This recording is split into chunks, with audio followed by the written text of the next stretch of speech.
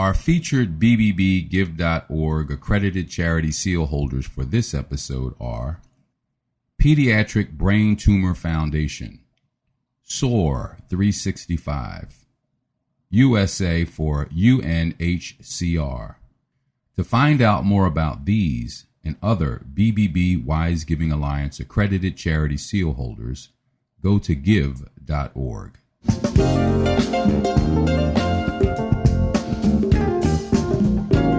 You're listening to the Heart of Giving podcast with Art Taylor, powered by BBBGive.org. Here we explore the motivations that form the basis of giving and service. We inspire generosity and celebrate the transformative effects that giving and service have on the human spirit and on community.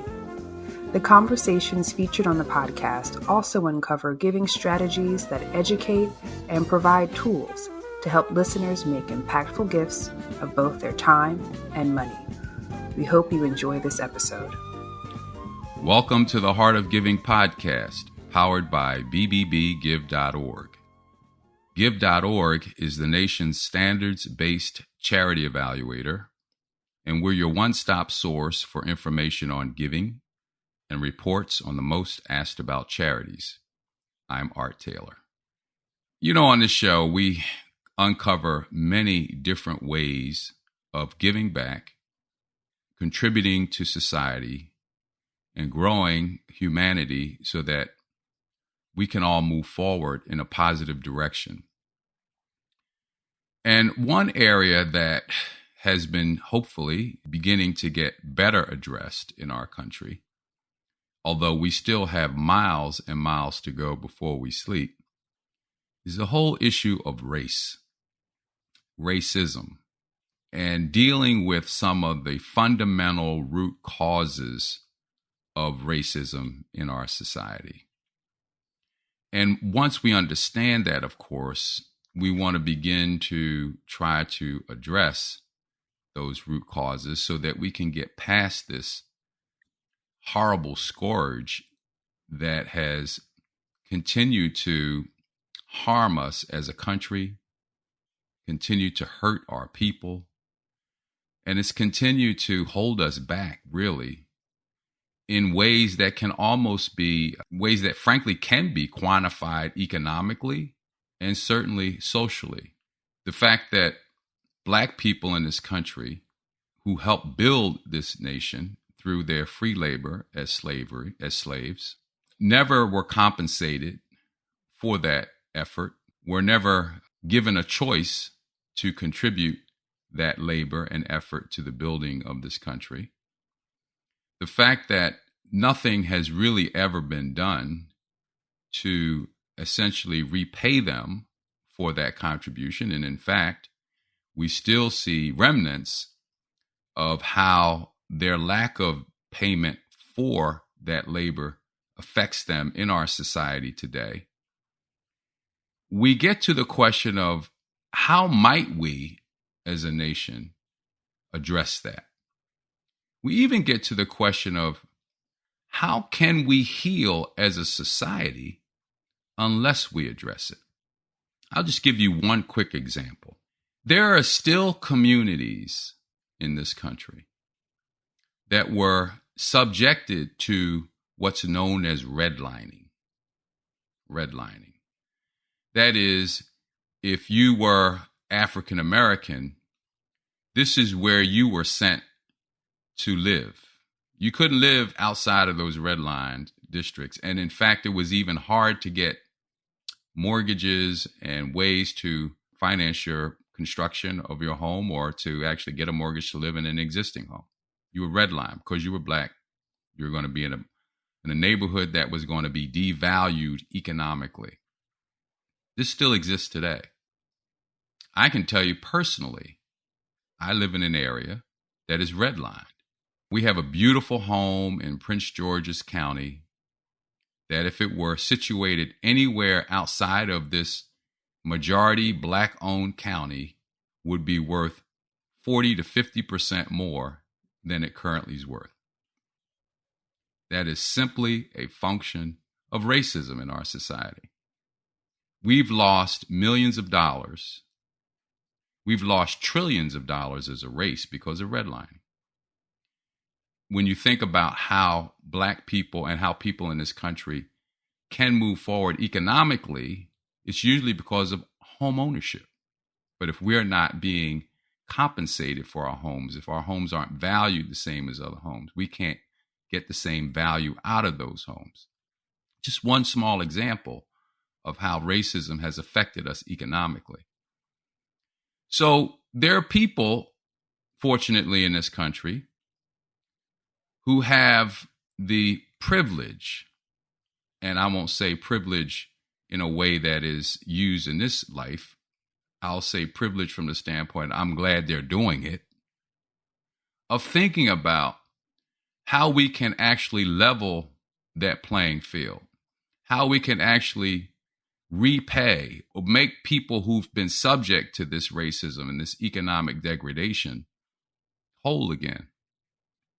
And I am really fortunate today to have a couple of people on the show with me who are working that issue. The organization that they are representing is a group called Liberation Ventures. And I want to just say to their leader, Aria Florant, who's with us today, how pleased I am that you're working this issue. And I'm just going to tell you just a little bit about Aria. She was born in Colorado, and she'll tell you more about her background. But imagine being born in a community where you are of mixed race and you are thinking through this whole matter of who am I as a person? You know, am I Black? Am I white? I feel like I'm both because I have parents that are both. But knowing that something isn't quite right, something is off about how you're being treated, how you're perceived in society. And then growing into adulthood, wanting to figure out what that is and how to address it. We're going to talk to Aria about that and how that led her to this business, this charity work of addressing these inequalities, these economic inequalities. And with her is Tonyel Edwards, who is also a person who graduated from Howard University, went to work in a major bank, and then felt that she needed to do more to contribute to society. And somehow these two connected. And here they are working together. And we'll let you just tell us how you're working together on this. But here they are, these two wonderful women working on this issue to try to help us all understand, first of all, what reparations might look like if we were to do it. And then how we might achieve it and what's being done right now to get us there. So ladies, welcome to the Heart of Giving podcast. Sorry for that extra long introduction, but we're going to spend as much time as you need to get this story out and get this work out that you're doing. So welcome to the show. Thank you so much, Art. We appreciate it. Thank you for having us. You gave us such great introductions. I appreciate that. I'll quickly share how Aria and I connected and then toss it over to Aria to get us going around the amazing work that Liberation Ventures has been doing. So I had an opportunity. And this is Tonyel, by the way, This everybody. is Tonyel. Tonyel. Hello, everybody. I joined Tonyel Edwards Partner at Bridgespan, and joined Bridgespan about a year and a half ago, following spending some time in philanthropy and at a foundation, private foundation in Houston.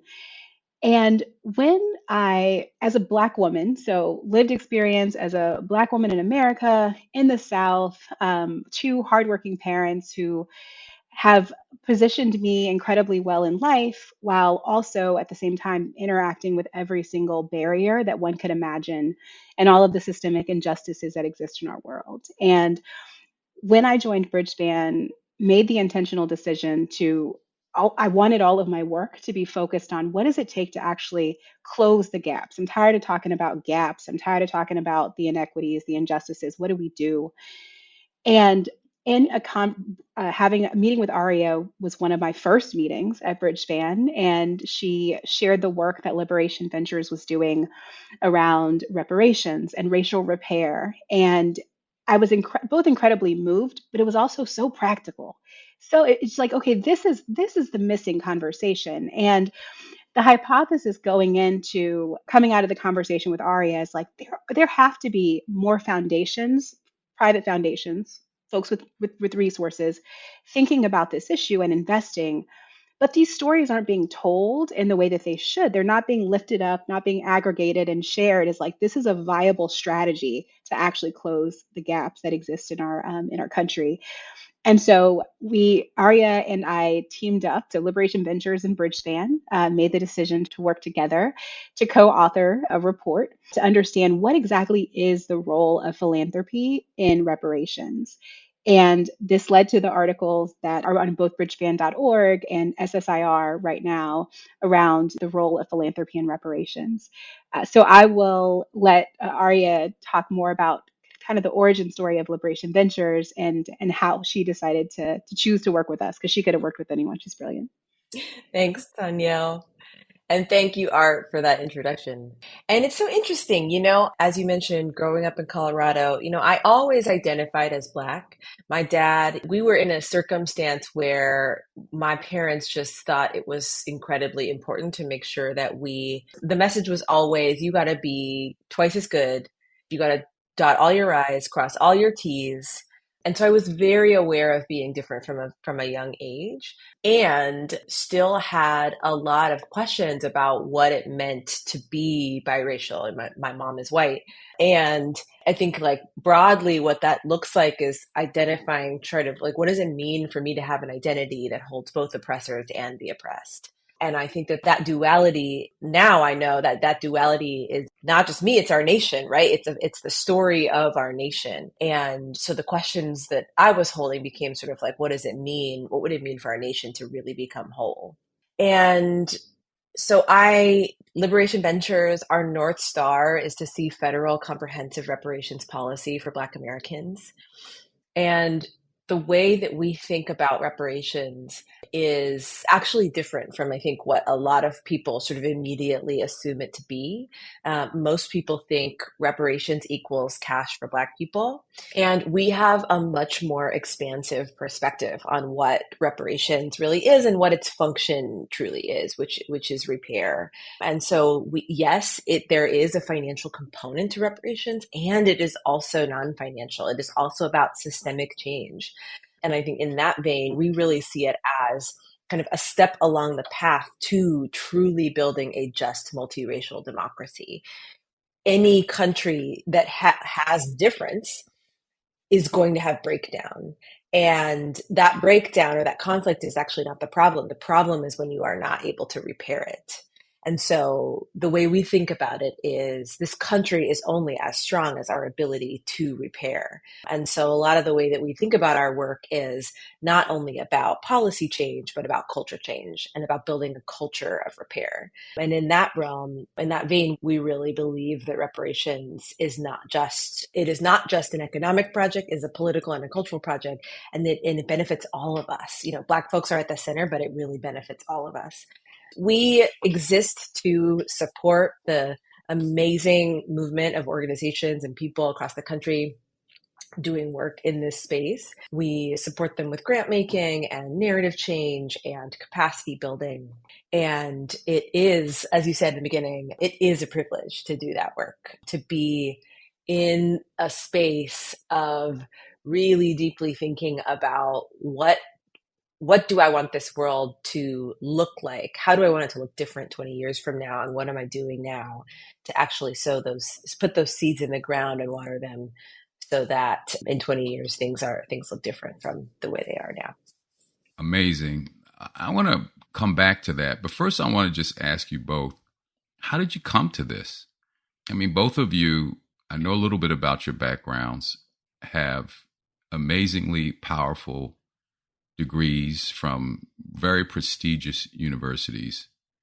You could have done all sorts of things that would have enriched you, and maybe you have already. But how did you then decide, you know what? I think I want to spend time doing this. This is kind of where I believe I should be spending my time right now. How did you come to that? And I want to ask you that because there are others out there who are probably toiling away at things and wondering if they can make that leap to do something that they're more passionate about. And I want to just chase that passion that led you both to this work today. So, Aria, why don't you start? Yeah. So I come to this, I think, through a few different paths that have converged.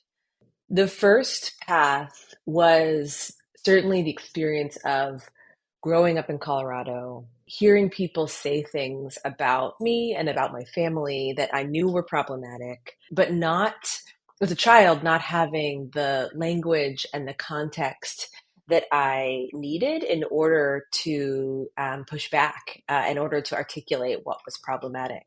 So when I went to college, I studied comparative studies in race and ethnicity. I like to say I was a critical race theory major before it was cool.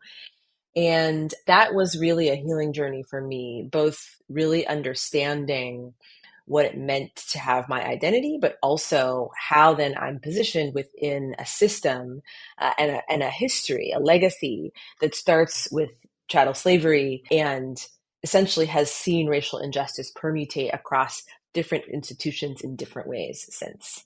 And I really think about this work as a question of like, what does it mean to actually process through the shame of our origin in order to get to a place that is reparative and that is whole? And so I'd say that's one strand. And then part of my professional background includes working at kind of a big management consulting firm, which loves to pride itself on solving problems and therefore thinking about solutions that are at the scale of the problem. And during my time there, I really started to think about how, like, what would it look like to develop and design a much more deep root cause level intervention on racial injustice, and to design that intervention that's actually at the scale of the problem, at the scale of the wealth gap, and at the scale of the injustice across systems. And so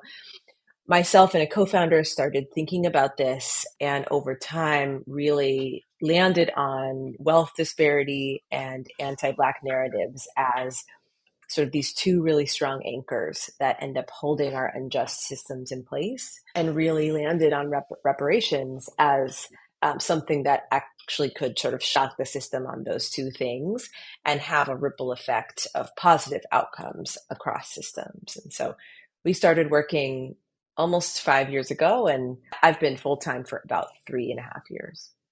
So, Aria, I wanted to ask you a little more about anti-Black narratives and beginning to address that as one of the pillars of your work right now. Why do you feel I mean, it's kind of obvious, but I wanted to maybe know how you came to that as one of the most effective ways of healing? Yeah. I think fundamentally the answer goes back to the stories that we tell ourselves about ourselves, as well as about this country, are really powerful. And they determine so much about how we make sense of the world and make meaning of what happens and why it happens. I also believe that narrative change is critical for making policy change durable. So we've seen many policy wins, but we've also seen them get gutted over time because the underlying mindsets and worldviews that drove those policies in the first place weren't changed. And we've seen across time the way that a narrative of racial hierarchy has impeded sort of our psyches as Americans. You know, I can name specific narratives at different points in time. Obviously, there was a long history of believing that Black people were subhuman. The eugenics movement then tried to use pseudoscience to legitimate that, like the Christian theology in addition sort of piled on to that eugenicist worldview for a long time. And that brings moving into the more recent past, things like the welfare queen were totally untrue, but they were stories that then were used to justify certain policies that kept Black people in their positions at the bottom of that racial hierarchy. And we see that now in so many ways, sort of like undertones of implying that Black people are not competent or are lazy or are in some way subhuman. And the way this actually comes to the fore often is on the question of using the word reparations. So a lot of people think that it's such a divisive word, and they ask me, like, what do you have to use that word? Like, could you actually? And I understand that it is a spicy word currently in our lexicon, but that to me is due to anti-Blackness, right? Because if you look across time and across even this country's history, like reparations is not a new concept, right? And it's not specific to Black people.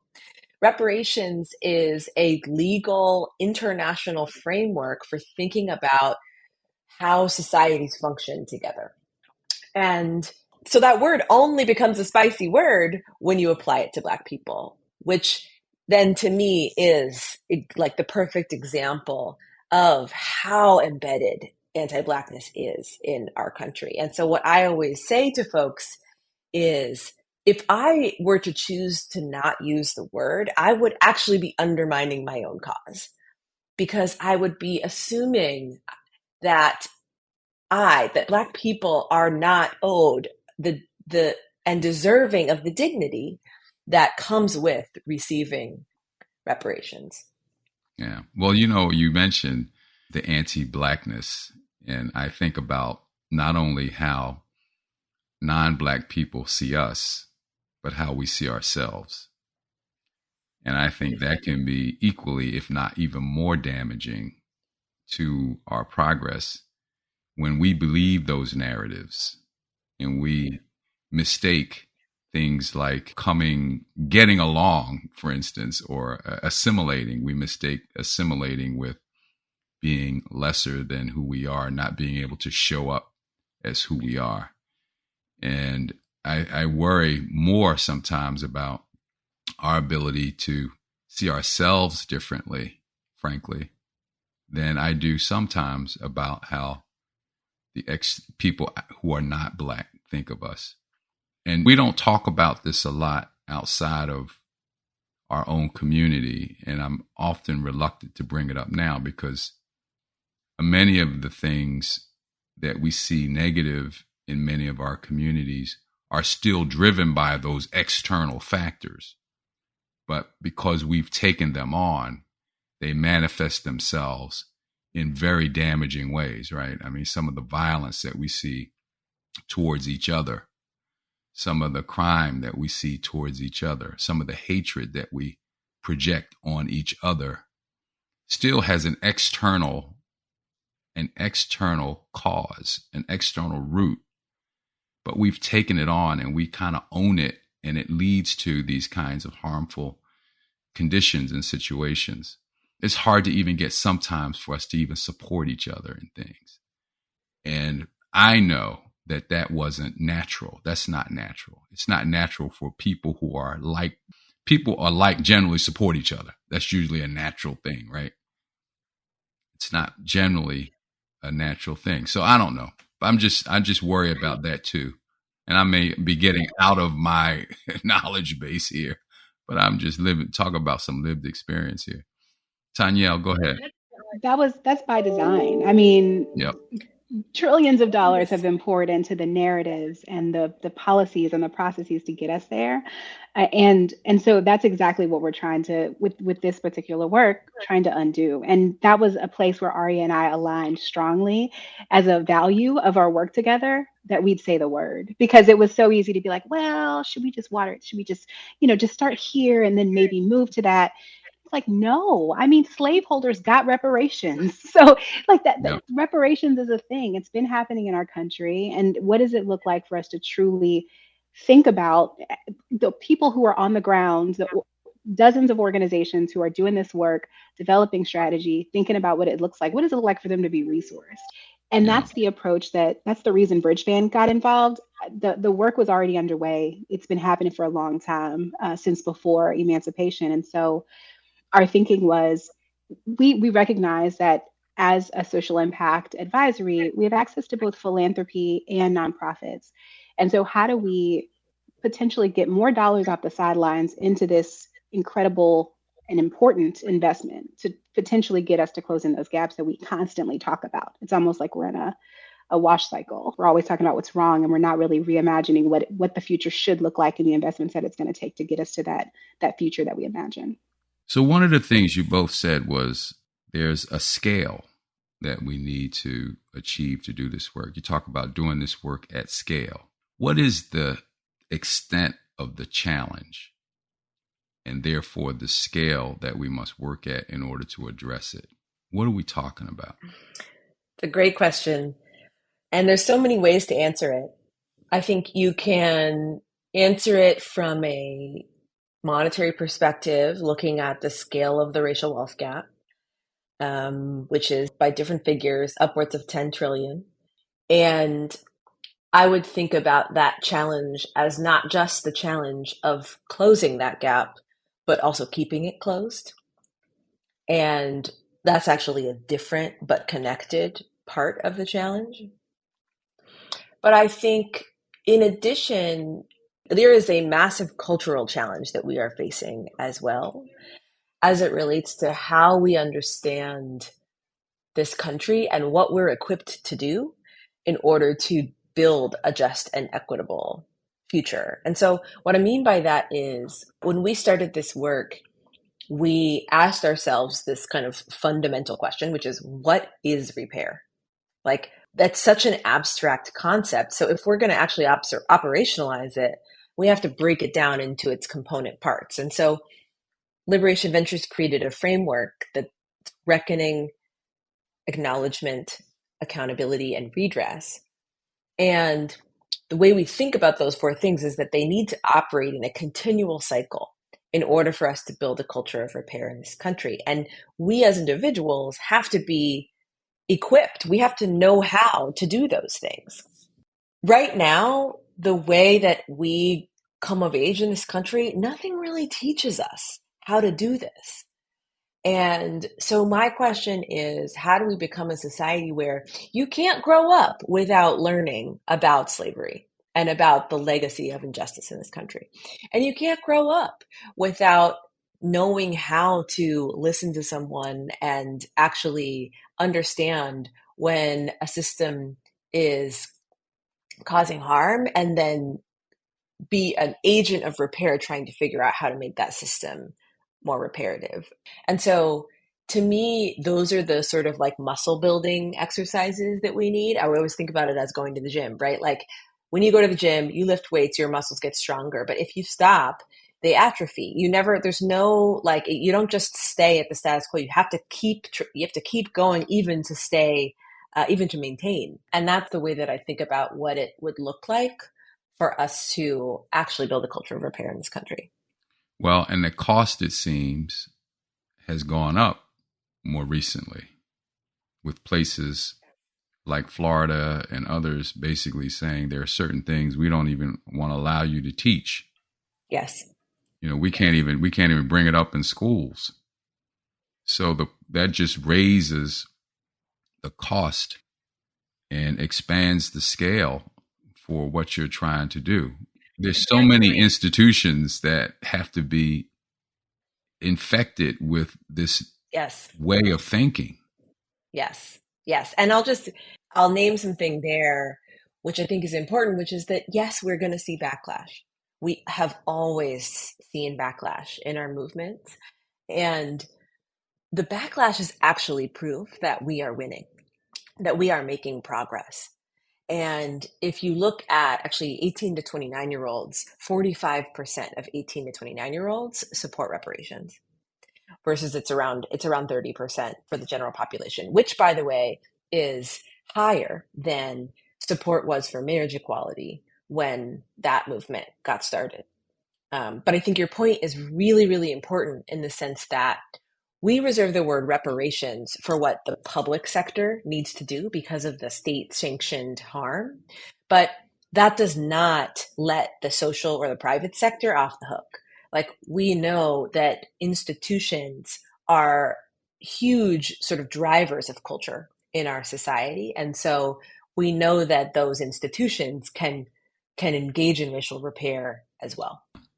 Well, that's really well said, because I'm on a board of an organization called the American Institute for Graphic Arts, AIGA. And this is a trade association for people who are graphic designers and designers of other kinds. And if you can just think about the power of images, Yes. to shape our culture, right? Yes. And I've said at AIGA, we tend to focus on the profession itself, even though we have a dual mission of trying to impact society too.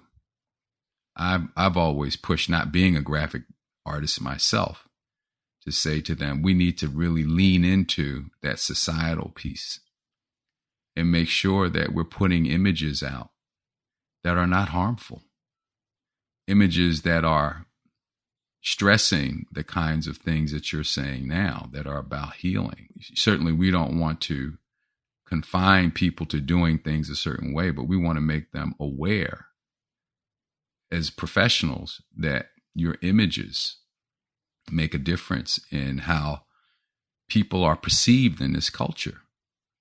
And so I think of them as just one institution, but a very powerful institution when you think about how we are drawn to images and how we take our being and who we are from those images that we see. So I just wanted to mention that, but there's so many out there. And again, I just want to encourage you to continue your work. Let me ask you this. You said also you want to begin to deal with some of the deepest root causes, and you came up with these two, economic being one, and the other more focused on culture. What are some of the things that sort of got left on the chopping block, so to speak, when you were putting your work together? What are some of the other areas that need some degree of focus but got left on the editing, table, so to speak? It's an interesting question.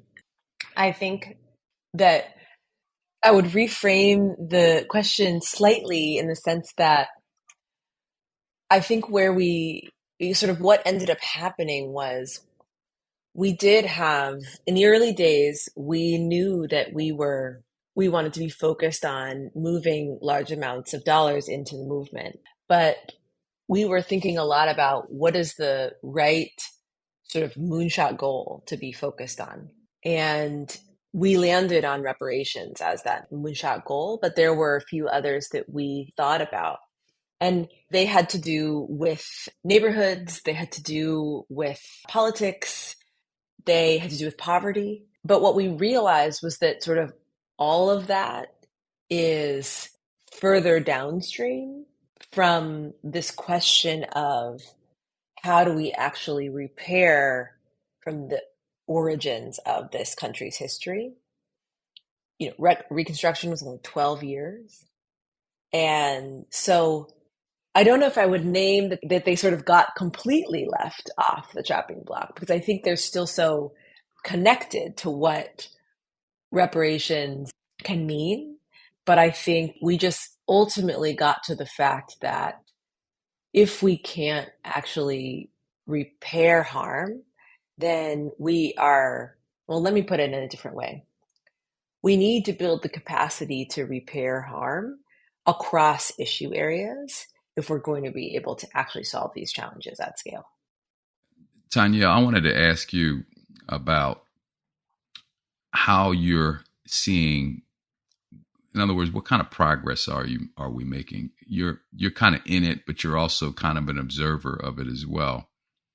What are you observing in terms of the change that is coming from this work? What are you seeing?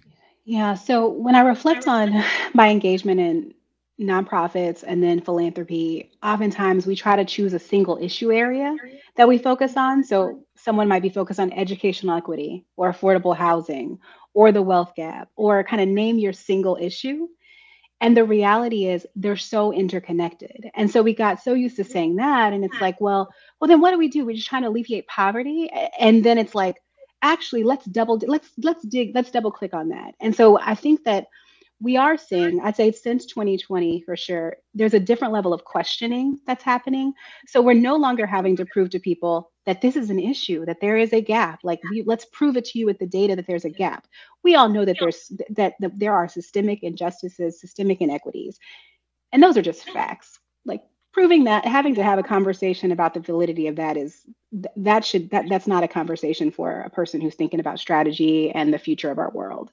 And so now that we're for the most part aligned on the facts, the path forward is the next question. So philanthropy and nonprofits have tried so many different programs, direct service programs that are doing really important work, but kind of just addressing the symptoms. And finally, there's like, actually, no, let's trace, like Aria was stating, let's trace the history, let's trace how we got here. And then what is the investment of our time that we need to make to truly move us forward? Our goal is to hopefully reframe like this is the investment of a lifetime if we're truly serious about getting to what truly an equitable, thriving, multiracial democracy looks like. If we actually want to get there and we're not just like saying words that make us all feel good, then how do we think about racial repair? How do we think about the role of reparations? And then what is it going to take for us to get there? And so I think that we're able to have that conversation more freely. In our report that we put out, we were able to have conversations with about 50 different funders and movement leaders, et cetera, scholars who'd been doing this work for decades. And there's actual momentum. Things are actually picking up. The word is like, yep, okay, reparations. Now let's talk about it. What is the strategy? And so what does it look like to resource these people who actually have the strategy? So that's where we're in that space now. And that feels like a completely different conversation than having to fight to have people believe that something is the truth.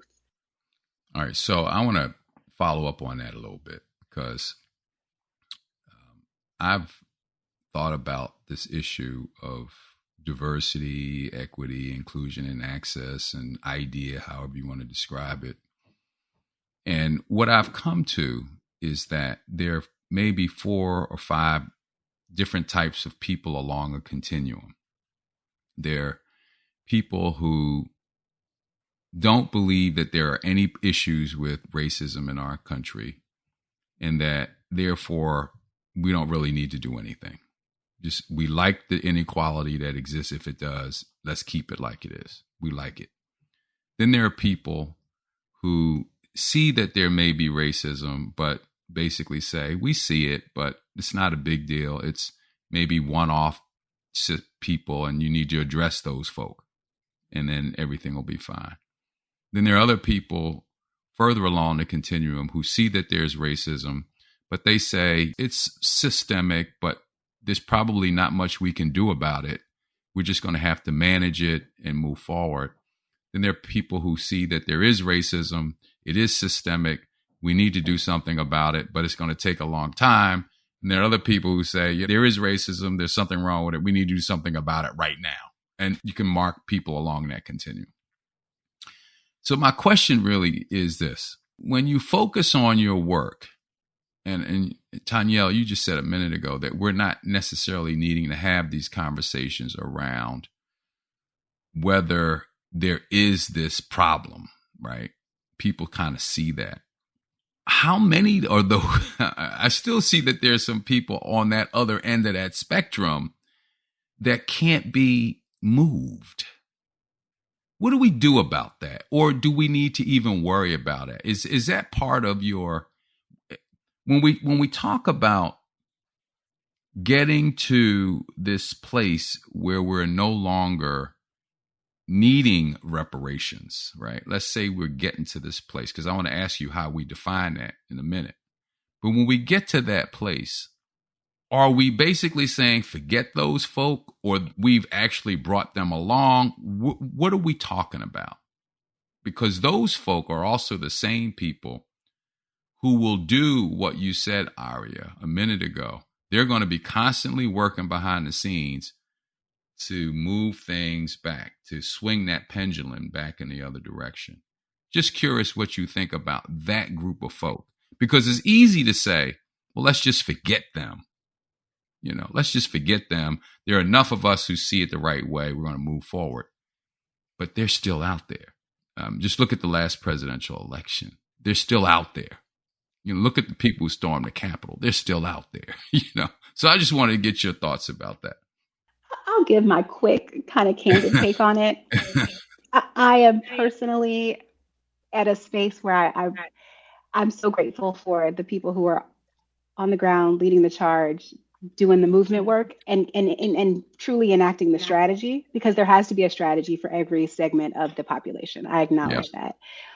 I also think I was actually on a call with Travian Shorters right before this conversation, and he said, we need to build a different narrative. We need a better narrative. We have to talk about what we want to build, not what we want to fix. And I think that we are humans. At the core of all of us, humanity exists. And so what does it look like for us to create the world where we can all thrive? We're not operating from a space of guilt or a space of shame. There's a different world on the other side. And so just inviting folks into what that looks like has to be inspiring. It has to tap into the humanity of us all. So I'll start there, but toss it to the strategist. No, a world of abundance where we can all rise. I love that. Yes. Mm-hmm. Mm-hmm. I completely agree with that. My favorite question is what does the world look like on the other side of reparations? And I always say to people, I'm not trying to fight people to get there. I'm trying to seduce people there, because it's a joyful, amazing party that we all want to be at. So when I think about our audiences, we generally think about it as there's the folks in the choir, there's the folks in the bass, there's the persuadables, and then there's your opposition. Yeah. And the sort of more kind of conventional sort of movement thinking around it is you've got to figure out what's going to deeply activate your choir and your bass. Persuadables is sort of a misnomer in many ways, because often you're not actually trying to persuade persuadables. You are trying to just reach them and help them understand the issue and make meaning in the way that you make meaning. And then you want to repel your opposition. And so mentors of mine and advisors who have worked on big at-scale movements for change are always quick to remind me that you don't need everyone, right? And I will say that I think if we look back, our opposition looks very different than the opposition looked during Reconstruction, right? So I think it's not just about who do you need along that continuum, but where does that spectrum of people sit within a much larger continuum of the arc bending toward justice, right? And you're sort of shifting everybody as you are trying to activate specific segments of those audiences. So that's kind of how I think about it, basically, as a both and. Okay. So as the pendulum shifts over time, it's not shifting back as fast or as far. Right. Exactly. Before it goes back in the other direction, because we've moved forward as a people. And progress has never linear. It has never been linear. And but I think that's a really important thing to remember, right? Because there's so much despair in this world. And it can feel really easy to feel we didn't get this win, or this thing isn't moving as fast as we wanted it to. I'm hopeless. And that hopelessness is actually so problematic for making sure that we actually continue to make progress, right? We have to continue to have faith and to have hope that things can change in order for us to feel motivated to make them change. So where does that come from? And this is probably going to have to be my last question for the show today. Where does your energy, your inspiration, your hope, and your vision continue to thrive? How does it continue to thrive? Given that success is not linear. You do have these setbacks. There have to be days when you wake up and say, what in the world am I doing with my life? But then you do get up and you continue with the work and you say, we're going to get through this day and we're going to go on to the next day. We're going to go on to the next day. When you're in the slog, it's a lot different than being atop the trees thinking about where you want to go. The slog is more challenging, right? How do you deal with that? Because this is not only a question for you, it's a question for many in nonprofits. Every day is not a day that is one that we're making the kind of progress we want, or we're feeling the kind of hope that we need to feel. Where does the inspiration come from? I'd say for me, I have a 4-year-old Black son with lots of personality, and I want the world to be beautiful for him. I do not want my child at any point. I'm trying to protect him as much as I can as his mother. And so I want to be sure that he's in a school that will make him feel welcome, and he's in a space where he doesn't have additional bias, a lens placed on I just want him to live and be free and to thrive. And so it's both him, it's my nieces and nephews, it's the future. And I that is like, literally, I'm about to cry right now as you ask that question, because somehow, for the most part, I've been able to dodge most bullets and jump most hurdles. And that's an additional burden. And so what does it look like to just be able to run in a field and love and laugh and be free? And so to know that my existence on this earth is, in a teeny tiny small way, potentially contributing to that potential outcome for my child and the future that comes after me, means something. And I think that's what keeps me going, for sure. Fantastic. Aria? I just think about the fact that if we don't work on it, it's not going to happen. If we do work on it, it might happen. So we must work on it. Okay.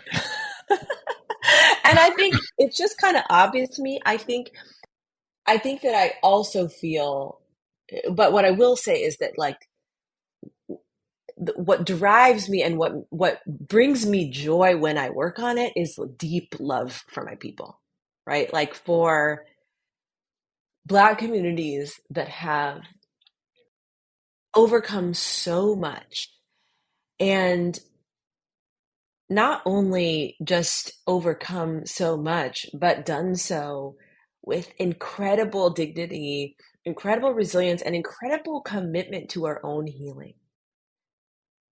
We are a people that is trying to receive the repair that we deserve, and we are not talking about revenge. We are not talking about retaliation. We are not talking about, like, because we know that would actually dehumanize us, right? Because in order to dehumanize other people, you have to dehumanize yourself. So we are out here, like, with our souls intact and committed to keeping them intact, but also committed to the dignity that we deserve. I've been thinking about that a lot recently, and that just makes me feel so proud and honored to be kind of standing on the shoulders of so many giants who have been keeping this torch alive since before emancipation, and just down to do my part. Well, I'm glad you're doing your part. How can others do their part? How can people join you? Well, I think the biggest thing is there is a role for philanthropy in this work. Okay, let's talk This about it. movement is incredible. There are so many organizations that need to be resourced, and even foundations that don't have the capacity to figure out, like, do all the sourcing, do all the diligence. That's why Liberation Ventures exists, is to be an intermediary that knows the field well, that can allocate resources. And so just really excited to talk to anybody who wants to get involved in that. And I think I know that so many foundations and high net worth individuals often ask themselves, like, am I really having an impact? Like, is this world going to be different 20 years from now because of what I am doing now? And I would say that, like, this kind of long-term systems change is so important to be part of any investor's portfolio as it relates to making this world a better place. You can do the more short-term stuff, but you've got to do the long-term stuff so that you're not waking up 20 years from now and just still doing all the same short-term stuff. All right. Well, wonderful. Thank you both. You've been listening to Tonyel Edwards and Aria Florant. Aria is CEO of Liberation Ventures, and Tonyel is partner at the Bridgespan Group. And what a great treat it's been for me to interview both of you. I'm so grateful that you joined the show today, and I am more grateful that you're doing this really important work on behalf of all of us. And let me just say to any of you who may be listening to the Heart of Giving podcast for the first time, we are a weekly podcast, and you can find new episodes every Tuesday. I hope you'll subscribe to the show by going to any major podcast platform. And if you want to support the podcast, that would be great too. You can make a gift by going to give.org, give.org, making a donation, and we will put it to great use. That I can assure you. Thank you for listening, and we'll see you back here next week. You've just listened to the Heart of Giving podcast with Art Taylor. Be sure to tune in next time for a brand new episode. To listen to our other interviews, visit heartgiving.podbean.com. That's heartgiving.podbean.com. Subscribe to our show on major podcast platforms. The thoughts and opinions expressed on this podcast are the views and opinions of the guests, not those of the BBBY's Giving Alliance or program affiliates. This podcast is for information and educational purposes only and is copyrighted with all rights reserved. This podcast is protected by Podbean's terms of service.